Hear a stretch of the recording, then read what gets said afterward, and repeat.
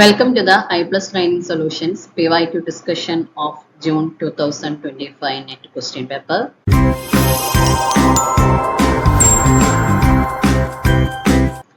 Part 1 51 മുതൽ 75 വരെയുള്ള questions ആണ് നമ്മൾ ഡിസ്കസ് ചെയ്തത്. 25 ക്വസ്റ്റ്യൻസ് അടങ്ങിയ ഒരു വലിയൊരു വീഡിയോ ആയിരുന്നു അത്. അതിന്റെ കണ്ടിന്യൂഷൻ ആയിട്ടുള്ള 76 തുടങ്ങിയുള്ള കുറച്ച് ക്വസ്റ്റ്യൻസ് ആണ് ഈ ഒരു വീഡിയോയിൽ ഉൾപ്പെടുത്തിയിട്ടുള്ളത്. First question like question number 76. Arrange the following magazines in a chronological order according to their launching year beginning from the first. 5 magazines in the പേര് ഇവിടെ തന്നിട്ടുണ്ട്. അപ്പോൾ അതിനെ എൻ്റെ ലോഞ്ചിങ് ഓർ ബിഗിനിങ് ഇയറിൻ്റെ ബേസിൽ ഫസ്റ്റ് ടു ലാസ്റ്റ് വരെ അല്ലെങ്കിൽ റീസെന്റ് ഇയറിലുള്ളത് വരെ ക്രോണോളജിക്കൽ ഓർഡറിലാണ് എഴുതേണ്ടത്. ഈ ഒരു ക്വസ്റ്റ്യൻ നമ്മൾ പലവട്ടം കണ്ടിട്ടുള്ളതും ഇത്തരത്തിലുള്ളതിൽ പല ക്വസ്റ്റ്യൻ പേപ്പറിൽ ചില പേരുകൾക്ക് പകരം മറ്റ് ചില മാഗസിൻ്റെ ഒക്കെ പേരായിരിക്കുന്നുള്ളൂ. ഇതൊരു ക്ലീഷേ ക്വസ്റ്റ്യൻ ആണ്. Illustrated Weekly of India, India Today, Outlook, Filmfare, Frontline. ഇതിൽ ഓരോന്നിനെയും 5 എണ്ണത്തിൻ്റെയും അതിൻ്റെ ക്രോണോളജിക്കൽ ബേസിൽ ഡിഫറെൻ്റ് ഓപ്ഷൻസ് കൊടുത്തിട്ടുണ്ട്. First one, Illustrated Weekly of India. Illustrated Weekly of India was an English language weekly news magazine publication in India. It started publication in 1880. 1880 start as the Times of India weekly edition. Later renamed as the Illustrated Weekly of India in 1923. 1923 Illustrated weekly എന്നുള്ള ഒരു പേരിലേക്ക് തന്നെ rename ചെയ്യുന്നത്. പക്ഷേ ഇത് existed weekly ആയിരുന്നു. Times of ഇന്ത്യയുടെ weekly edition ആയിട്ടാണ് വന്നിരുന്നത്. And ceased it's publication in 1993. Then India today. India today was launched in 1975. Arun Puri is the founder, publisher and editor-in-chief of Indian Today and former chief executive of the India Today group. Next, Outlook. Outlook is the India's most credible current affairs and news magazine, launched in 1995. Vinod Mehta as the editor-in-chief. Then ഇതൊക്കെ പല match the following ആയിട്ടൊക്കെ ചോദിക്കാറുള്ളതാണ്. വിനോദ് മേത്തനെ ഒരു editors അല്ലെങ്കിൽ പബ്ലിഷേഴ്സിന്റെ കോളത്തിലുണ്ടായിരിക്കും. അങ്ങനെയുള്ള questions ഒക്കെ നമ്മൾ discuss ചെയ്തിട്ടുള്ളതാണ്. പിന്നെ ഔട്ട്ലുക്ക്, ഫിലിം ഫെയർ ഇതൊക്കെ ആയിരിക്കും നെക്സ്റ്റ് കോളത്തിലേക്ക് വരുന്നത്. Filmfare. The magazine was launched by the industrialist Sahu Shanti Prasad Jain. Sahu Jain എന്നുള്ള പേരിലും അറിയപ്പെടുന്നുണ്ട്. Alongside his wife Rama in Bombay on 7th March 1952. Filmfare മാഗസിൻ്റെ അത് ലോഞ്ച് ചെയ്തത് അല്ലെങ്കിൽ അതിൻ്റെ എഡിറ്റർ എന്ന് പറയുന്നത് സാഹു ശാന്തി പ്രസാദ് ജെയിൻ ആണ്. ഈ ഒരു മാഗസിൻ വരുന്നത് 1952. അപ്പോൾ അതിന് ഇല്ലസ്ട്രേറ്റഡ് വീക്കിലി ഫസ്റ്റ് വരുന്നു. പിന്നെ അത് കഴിഞ്ഞ് ഫിലിം ഫെയർ 1952. ദെൻ ഔട്ട്ലുക്ക് അതിന് മുമ്പ് വന്നത് ഇന്ത്യ ടുഡേ 75 ഡിസ്കസ് ചെയ്തു. Then outlook 1995. Then next Front Line. Front Line is the fortnightly English language magazine published by the Hindu group of publications since 1984 from the headquartered in Chennai. Vaishna Roy is the editor of the magazine. ഇത് start ചെയ്യുമ്പോൾ front ലൈനിൻ്റെ editor Vaishna Roy ആയിരുന്നു. അപ്പോൾ 1984 ഈ ഒരു magazine വരുന്നുണ്ട്, front line വരുന്നുണ്ട്. അപ്പോൾ ആ ഒരു 75 ഇന്ത്യ ടുഡേ കഴിഞ്ഞിട്ട് പിന്നെ വരുന്നത് ഇതായിരിക്കും, 1984 വരുന്ന ഫ്രണ്ട് ലൈൻ ആയിരിക്കും. സോ ഇതിനെ നമുക്ക് ക്രോണോളജിക്കൽ ഓർഡറിലേക്ക് മാറ്റുകയാണെങ്കിൽ സെക്കൻഡ് ഓപ്ഷനാണ് കറക്റ്റ് ആയിട്ടുള്ള answer. A, D, B, E, C. Next one, 77. When the result of a study can be generalized across population, settings and time, it is referred as. നമ്മൾ ഓരോ റിസർച്ചിൽ നമ്മൾ പഠിച്ചിട്ടുണ്ട്, നമ്മൾ ഓരോ സ്റ്റഡി നടത്തുമ്പോഴും അതിന്റെ റിസൾട്ട് എന്ന് പറയുന്നത് എന്തിനെയൊക്കെ ബേസ് ചെയ്തിട്ടായിരിക്കും ഇരിക്കുന്നത്, അത് എത്രമാത്രം സാമ്പിളിനെ എടുത്തിട്ടുണ്ടോ, അതിന്റെ സെറ്റിങ്സ് എങ്ങനെയാണ്, ഏത് പീരീഡിലാണ് ആ ഒരു സ്റ്റഡി നടത്തി അതിന്റെ റിസൾട്ട് വന്നിട്ടുള്ളത്. അപ്പൊ അങ്ങനെയുള്ള കാര്യങ്ങളൊക്കെ അതിന്റെ ആ ഒരു വേരിയബിൾസ് ചേഞ്ച് ചെയ്യുന്നതിന്റെ അനുസരിച്ച് നമുക്ക് അതിന്റെ റിസൾട്ടും ചേഞ്ച്ഡ് ആകും. When the result of a study can be generalized across population, settings and time is referred as. ഇതിനെ എന്താണ് പറയുന്നത്? Instrumentation, replication, reliability, external validity. Population, settings, time ഇതിനെല്ലാം ജനറലൈസ് ചെയ്തുകൊണ്ട് ആ സ്റ്റഡിയിൽ അതിന്റെ എല്ലാം ഒരു റിസൾട്ട് ആയിരിക്കുമല്ലോ കിട്ടുക. അപ്പോൾ അതിനെയൊക്കെ റെഫർ ചെയ്തുകൊണ്ട് നമ്മൾ എന്ത് പേരിലാണ് പറയുന്നത്? When the result of a study can be generalized across population, settings and time, it is referred to as external validity. അപ്പോൾ external validity എന്നുള്ളതാണ് അവിടെ ഇതിന്റെ കറക്റ്റ് ആൻസർ ആയിട്ട് വരുന്നത്. External validity or generalizability. This means the findings of the study can be applied to different group of people, various situations and different time periods. നമുക്ക് ഇതുമായിട്ട് ബന്ധപ്പെട്ട് കിട്ടുന്ന അതിന്റെ ഒരു ഫൈൻഡിങ്സ്, സ്റ്റഡിയുടെ ഫൈൻഡിങ്സ്, അതിനെ നമുക്ക് പല കാര്യത്തിനും വേണ്ടിയിട്ട് അപ്ലൈ ചെയ്യാം. അതിനെ ഡിഫറെന്റ് ഗ്രൂപ്പ്സ് ഓഫ് പീപ്പിളിലേക്ക്, വേരിയസ് സിറ്റുവേഷൻസിലേക്ക് ആൻഡ് ഡിഫറെന്റ് ടൈം പീരീഡ്സിലേക്കൊക്കെ ഇതിനെ അപ്ലൈ ചെയ്യാൻ പറ്റും. High external validity is crucial for ensuring that research findings are meaningful. ആ എക്സ്റ്റേണൽ വാലിഡിറ്റി എന്ന് പറഞ്ഞ് കിട്ടുന്നത് വളരെ ഹൈ എക്സ്റ്റേണൽ വാലിഡിറ്റി ആണെങ്കിൽ അത് വളരെ ക്രൂഷ്യൽ ആയിരിക്കും. അപ്പൊ അതിന്റെ ഫൈൻഡിങ്സ് കുറെ കൂടി മീനിങ് ആയിരിക്കും. And can be applied to real world situations. അപ്പൊ അങ്ങനെ ഹൈ എക്സ്റ്റേണൽ വാലിഡിറ്റി ഉള്ള ഒരു റിസൾട്ടിനെ അല്ലെങ്കിൽ അതിനെ നമുക്ക് ഏതൊരു റിയൽ വേൾഡ് സിറ്റുവേഷനെയും കുറിച്ചുള്ള സ്റ്റഡിക്ക് വേണ്ടിയിട്ട് അപ്ലൈ ചെയ്യാനായിട്ട് പറ്റും. Next, so answer is the fourth one, external validity. Next one, 78. The Central Bureau of Communication was created in 2017 by integrating which of the following?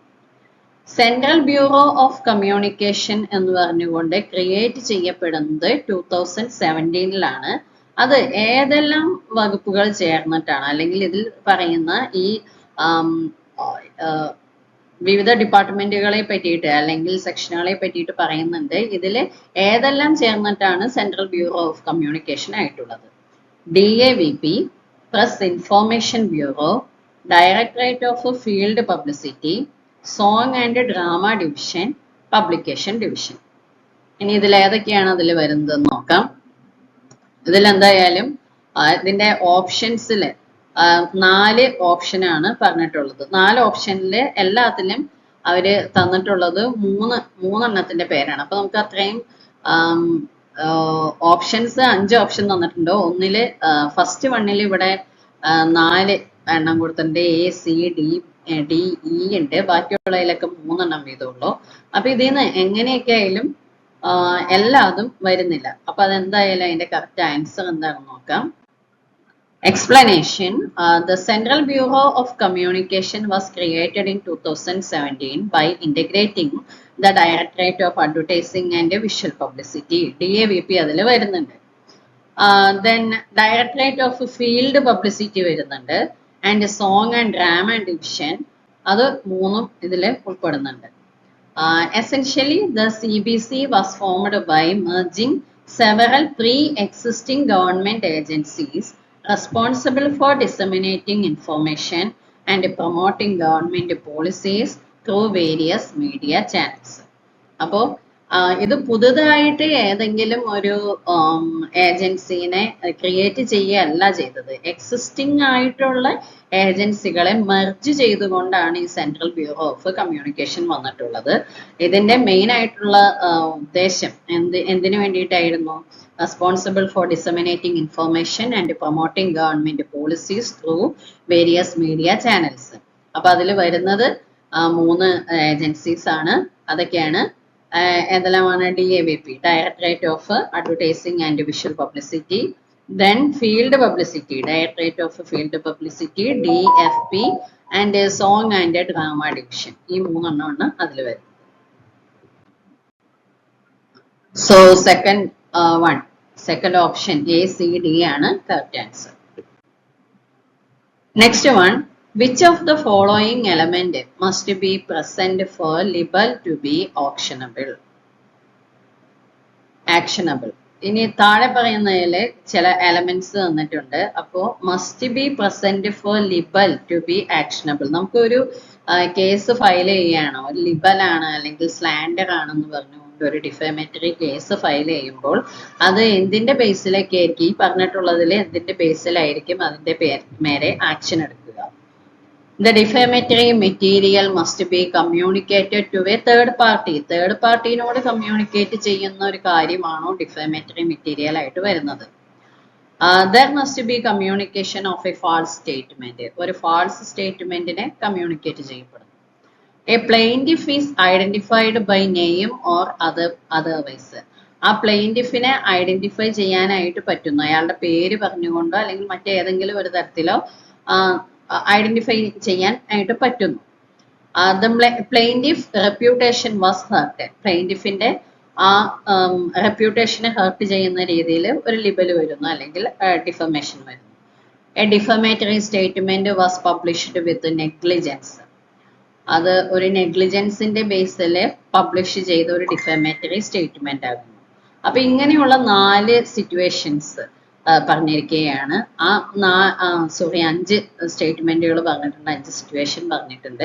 ഇതിൽ ഏതെല്ലാം കാര്യങ്ങളാണ്, ഏതെല്ലാം എലമെന്റ്സ് ആണ് must be present for a libel to be actionable ആയിട്ട് മാറുന്നത്? അപ്പൊ അതിന്റെ correct answer നമുക്ക് നോക്കാം. ഇതിൽ ഏതായാലും നമുക്ക്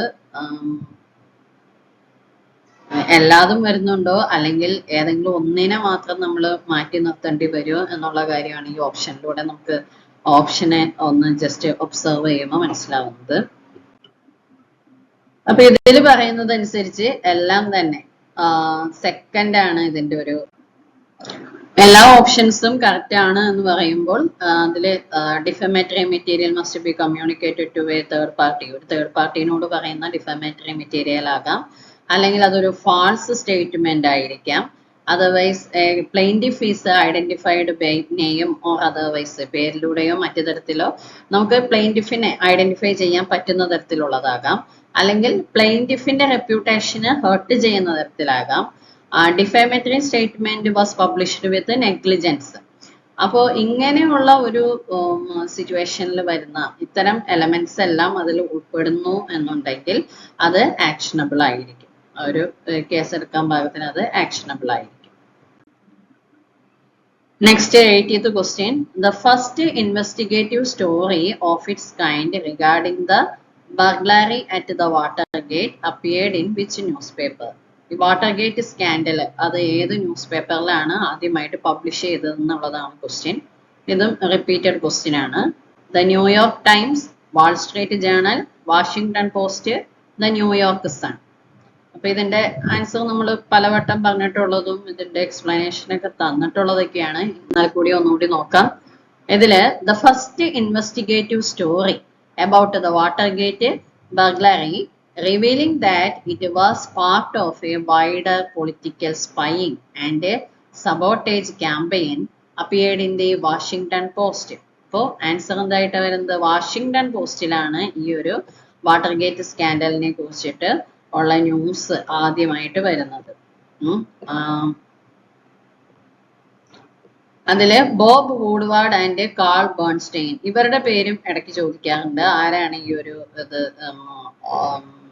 ഇൻവെസ്റ്റിഗേറ്റീവ് ജേർണലിസം, ഈ ഒരു സ്കൂപ്പ് പുറത്തേക്ക് കൊണ്ടുവന്ന ജേർണലിസ്റ്റ് ആരൊക്കെയാണ്, അല്ലെങ്കിൽ ഏത് മീഡിയയാണ് ഇത് ഇതിനെ റിവീൽ ചെയ്തത്? ഇത്തരത്തിലുള്ള ക്വസ്റ്റ്യൻസ് ഒക്കെ മുമ്പ് ചോദിച്ചിട്ടുണ്ട്. സോ ജേർണലിസ്റ്റിന്റെ പേര് ബോബ് വൂഡ്വാർഡ് ആൻഡ് കാൾ ബേൺസ്റ്റൈൻ. അതിന്റെ ഫസ്റ്റ് വന്ന പേപ്പറാണ് Washington post. The two reporters of the Post broke the story on October 10th ഇത് വരുന്നത്. Watergate scandal was a major political scandal in the United States involving the administration of President Richard Nixon. Richard Nixon president ആയിരുന്ന സമയത്ത് വരുന്ന ഒരു ഒരു സ്കാമിനെ പറ്റിയായിരുന്നു ഈ ഒരു news വന്നത്.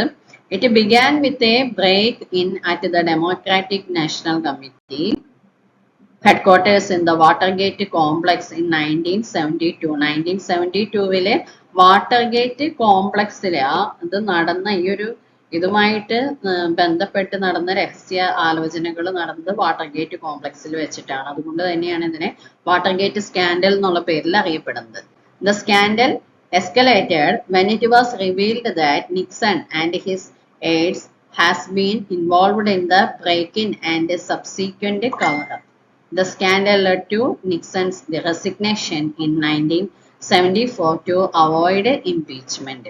അങ്ങനെ റിച്ചാർഡ് നിക്സനെ ഇംപീച്ച് ചെയ്ത് പുറത്താക്കിയത് ഈ ഒരു കേസിന്റെ പശ്ചാത്തലത്തിലായിരുന്നു. ഇതുമായിട്ട് ബന്ധപ്പെട്ട വാർത്തകൾ 1972 പുറത്തു വരികയും 74 അദ്ദേഹത്തിന് റിസൈൻ ചെയ്യേണ്ടിയൊക്കെ വന്നു.